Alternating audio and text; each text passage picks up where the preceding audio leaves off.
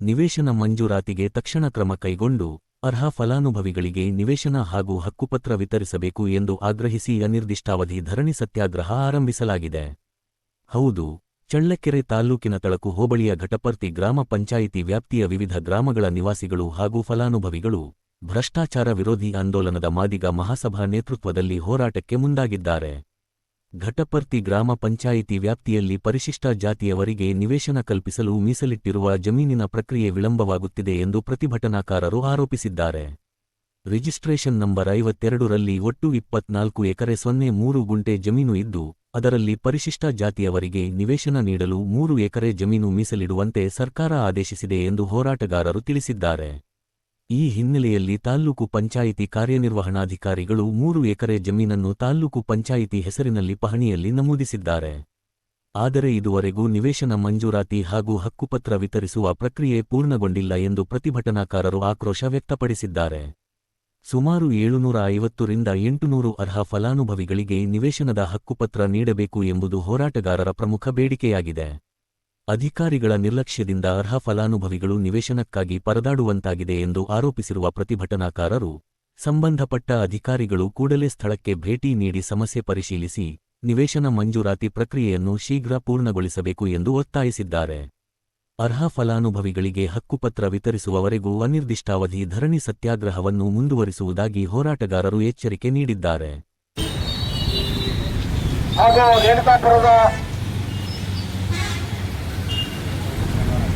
ರಂಗವನಲ್ಲಿಂದ ಬಂದಿರತಕ್ಕಂಥ ಪರಿಶಿಷ್ಟ ಜಾತಿ ಮತ್ತು ಪರಿಶಿಷ್ಟ ವರ್ಗದವರ ಎಲ್ಲ ಸಮಾಜದ ಪ್ರತಿಗಳು ಕೂಡ ಈ ಹೋರಾಟದಲ್ಲಿ ಭಾಗವಹಿಸಿದ್ದೀರ. ಈ ಪ್ರತಿಭಟನೆಯನ್ನ ಮಾಡಲಾಗಿದೆ. ಯಾವ ಕಾರಣಕ್ಕೋಸ್ಕರವಾಗಿ ನಾವು ಚಳ್ಳಕೆರೆಯ ಪ್ರಮುಖ ರಸ್ತೆಯಲ್ಲಿ ಮೆರವಣಿಗೆಯನ್ನ ಮಾಡ್ಕೊಂಡು ಬಂದಿದ್ದೀವಿ ಅಂತಕ್ಕಂಥ ವಿಚಾರದ ಬಗ್ಗೆ ನಾನು ನಿಮ್ಮನ್ನೆಲ್ಲ ಕೂಡ ಕೊಡ್ತಾ ಒಂದು ಮಾತುಗಳನ್ನು ಮಾತಾಡ್ತೇನೆ.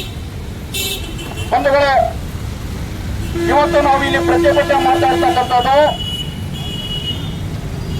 ಈ ತಾಲೂಕು ಕಚೇರಿಯ ಒಬ್ಬ ಭ್ರಷ್ಟ ತಹಸೀಲ್ದಾರ ವಿರುದ್ಧವಾಗಿರ್ತಕ್ಕಂಥ ಹೋರಾಟ. ಇದು ಯಾಕೆ ಹೋರಾಟ ಮಾಡ್ತಿದೀವಿ ಅಂತ ಹೇಳಿದ್ರೆ, ಸೈಟ್ಗಳಾಗಿಲ್ಲ, ಸೈಟ್ ಬೇಕು ಅಂದಾಗ ಇವರೇ ಪಾಣಿ ತೋರಿಸ್ತಿದ್ದಾರೆ.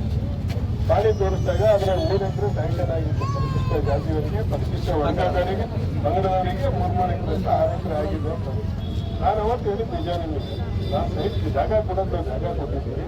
ಸೈಟ್ ಮಾಡೋರು ಅವ್ರು ಮಾಡಬೇಕು. ಅವರಿಗೊಂದು ಅವ್ರ ಹತ್ರ ಹೋಗಿದ್ದೀವಿ. ನೀವು ಅವ್ರ ಹತ್ರ ಹೋದಾಗ ಏನಂದ್ರು, ಸ್ಕೆಚ್ ಇಲ್ಲ, ನಮಗೆ ಸ್ಕೆಚ್ ಮಾಡಿಕೊಡ್ಬೇಕು ಅಂತ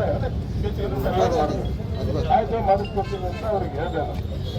ಈಗ ನಾನು ತಾಲೂಕು ಸರ್ವರಿಗೂ ಮಾತಾಡಿದ್ದೀನಿ. 2 ದಿನ ರಜಾ ಬಂದಿತ್ತು. ನಾಳೆ ನಾಡಿದ್ರೊಳಗೆ ತಾಲೂಕು ಸರ್ವರ್ ಬಂದು ನಿಮಗೆ ಅದೇ 3 ಎಕರೆ ಇದೆಯೋ 3 ಎಕರೆ ನಿಮಗೆ ಅಳತೆ ಮಾಡಿಸಿ ಸ್ಕೆಚ್ ತಾಲೂಕು ಪಂಚಾಯತಿಗೆ ಕೊಡ್ತಾರೆ. 2 ದಿನದಲ್ಲೇ ಕೊಡ್ತಾರೆ ತಾಲೂಕು ಪಂಚಾಯತಿ. ಈಗ ತಾವು ಒಂದು ಕೆಲಸ ಮಾಡಿ, 3 ಎಕರೆ ಜಾಗ ಇದೆ ಅಂದ್ರೆ ಅದಕ್ಕೆ ಸಿಗದೆ 60 ಜನ ಸಿಗುತ್ತೆ ಸೈಟ್. ಅದು ಯಾಕೆಂದ್ರೆ ಎಕರೆಗೆ 20 ಸೈಟ್ ಆಗ್ತಾವೆ ಅಷ್ಟೇ. ಆದ್ರೆ ಈಗ ನೀವು ಒಂದು ಕೆಲಸ ಮಾಡಿ, ಜನ ಬಹಳ ಜನ ಇದೀರ ಅಂತೇಳಿ ನೀವು ನಿವೇಶನ ರೈತರ ಬಗ್ಗೆ ನೀವು ಇವ್ರಿಗೆ ಕೊಡಿ. ಯಾರಿಗೆ ನೀವು ಪಂಚಾಯತಿ PDO ಕೈಯಲ್ಲಿ ಕೊಟ್ಟು ಪಂಚಾಯತಿ PDO ಇಂದ ಇವಾಗ ಬಂದು ಇವಾಗ ನನಗೆ ಕಳಿಸ್ಕೊಡ್ತೀನಿ. ಈಗ 17 ಎಕರೆ ಜಮೀನು ಇದೆ. ಎಕ್ಸ್ಟ್ರಾ ಬೇಕಿದ್ರು ನಾನು ಮಾಡಿಕೊಡ್ತೀನಿ. ಮಾಡಿಕೊಡ್ತೀನಿ. ದಯವಿಟ್ಟು ನಾನು ಹೇಳಿದ್ರೆ ಸರ್ವೆ ಸ್ಕೆಚ್ ಅಂತಾರ ಇದು 2 ದಿನ ನಾನು ಮಾಡಿಕೊಡ್ತೀನಿ. ಸ್ಕೆಚ್ ಇದ್ರಾಗೆ ಸೀನಿಯಾರಿಟಿ ಪ್ರಕಾರ 60 ಜನ ಬರ್ತಾರೆ. 60 ಜನಕ್ಕೆ ಎಕ್ಸ್ಟ್ರಾ ಏನಾದರೂ ಬೇಕಿತ್ತು ಕೊಡಿ. ನೀವು ನಿವೇಶನ ರೈತರ ಪಟ್ಟಿ ಮಾಡಿಸಿ ನೀವು ಕೊಡಿ. ಬಂದ್ಮೇಲೆ ಇನ್ನ ಎಕ್ಸ್ಟ್ರಾ ಜಮೀನು ಬೇಕಿದ್ರು ಟ್ರಾನ್ಸ್ಫರ್ ಮಾಡಿಸ್ಕೊಡ್ತೀನಿ. ಅದನ್ನ ಒಂದು ವಿಷಯ ಹೇಳ್ತೀನಿ. ನಾನು ನಿನ್ನೆ ರೆವಿನ್ಯೂ ಮಿನಿಸ್ಟರ್ ಒಂದು ಆದೇಶ ಮಾಡಿದ್ದಾರೆ. ನಿನ್ನೆ ಒಂದು ಲೆಟರ್ ಕಳಿಸಿದ್ದಾರೆ. ಏನಂದ್ರೆ ಅವ್ರ ಪ್ರಣಾಳಿಕೆಯಲ್ಲಿ ಹೇಳ್ದಂಗೆ ಜಿಲ್ಲೆಗೆ 50,000 ಮಾಡಬೇಕು ಅಂತ ಅವ್ರು ಹೇಳಿದ್ದಾರೆ. ಲೆಟರ್ ಹಾಕಿದ್ದಾರೆ. ಇಲ್ಲ, ಲೆಟರ್ ಹಾಕಿದ್ದಾರೆ ಅವರು. ಅದಕ್ಕಾಗಿ ಮೀಟಿಂಗ್ ಕರೆದಿದ್ದಾರೆ ನಮಗೆ. ಅದಕ್ಕೆ ಮೊನ್ನೆ ಮೀಟಿಂಗ್ ಆಗಬೇಕಾಗಿತ್ತು. ಯಾವ ಕಾರಣದಿಂದ ಆಗಿದೆ ಜನ ಹೋಗ್ತಾ ಇದ್ದೀನಿ. ನಾನು ನಿಮ್ದೇನಿದೆಯಾ ಸಮಸ್ಯೆ ನಾನು ಬಗೆಹರಿಸ್ತೀನಿ. 2 ದಿನದಲ್ಲಿ ಸ್ಕೆಚ್ ಮಾಡಿಸಿ ಬಗೆಹರಿಸ್ಕೊಡ್ತೀನಿ. ನಾನು ಆದ್ರೆ ನಾಳೆನೇ ಕಳಿಸ್ತೀನಿ. ಸ್ಕೆಚ್ ಮಾಡಿಸಿ ನಾಳೆನೇ ಕಳಿಸ್ತೀನಿ. ನಾನು ನಾಳೆನೇ ಕಳಿಸ್ತೀನಿ. ನಾನು ನಿಮಗಲ್ಲಿ ನಾಳೆನೇ ಬರ್ತಾ